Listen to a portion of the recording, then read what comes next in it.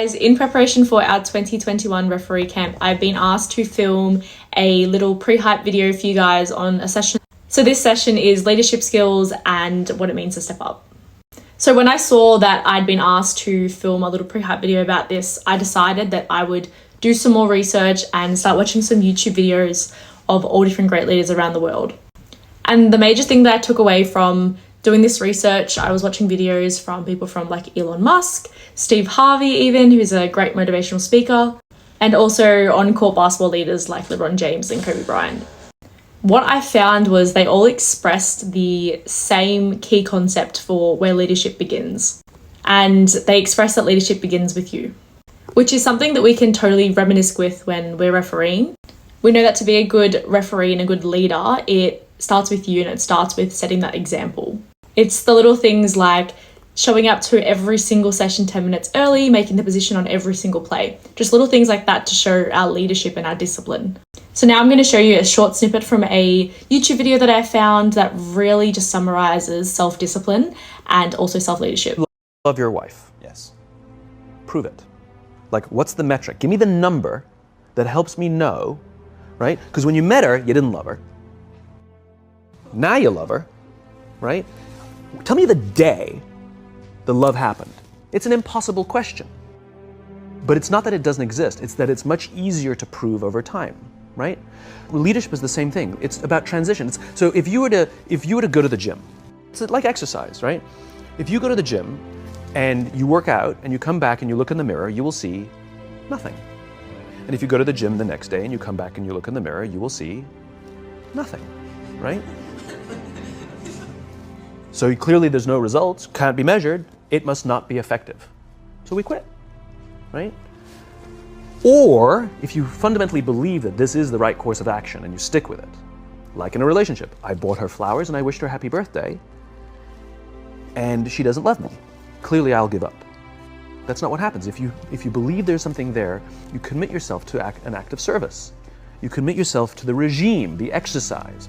You can screw it up. You can eat chocolate cake one day, you can skip a day or two, you know, it allows for that. But if you stick with it consistently, I'm not exactly sure what day, but I know you'll start getting into shape. I know it. And the same with the relationship. It's not about the events. It's not about intensity. It's about consistency, right? You go to the dentist twice a year, your teeth will fall out. You have to brush your teeth every day for 2 minutes. What does brushing your teeth twice a day for 2 minutes do? Nothing. Unless you do it every day, twice a day for 2 minutes, right? It's the consistency. Going to the gym for 9 hours does not get you into shape. Working out every day for 20 minutes gets you into shape. So the problem is we treat leadership with intensity. We have a 2-day offsite, we invite a bunch of speakers, we give everybody a certificate, you're a leader, right? Those things are like going to the dentist. They're very important. They're good for reminding us or getting us back on track, learning new lessons. But it's the daily practice of all the monotonous, little, boring things like brushing your teeth that matter the most. The reason that I wanted to show this video was that I think it really summarizes self-discipline, self-leadership, and also leadership holistically. It really just expresses that consistency, discipline, and self-leadership are key elements and attributes to be a good leader yourself.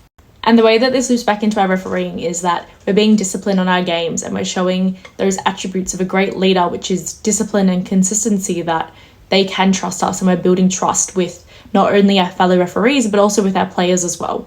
So the reason I keep talking back to self-discipline and self-leadership is because being a leader doesn't have to be only verbal. And that is what was expressed in the video that you just watched before and other videos that I watched on YouTube as well, is that leadership really does begin with you. You want to be able to influence people and be a leader, potentially without even being verbal. And that's how you know someone is a great leader, is because they can influence you in more than one way. Back a few years ago, before I started reffing at Knox, I would be down at Knox playing, coaching, and watching my friends play. And I would watch the referees and be so influenced by how they were refereeing that it would influence me to want to be a better referee. They were people that didn't know I existed, didn't know I was watching them, and they were influencing me.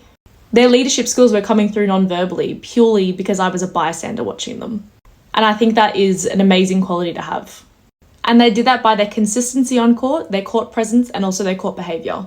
There are so many great tools out there and so many skills and qualities that you can show as a leader, but I definitely think the first place you need to start is with yourself. So if you can only take one thing away from this session that I've just ran, is a famous quote that was said by a US lawyer. His name was John Adams, and he said, "If your actions inspire others to dream more, do more, or be more, then you are a leader."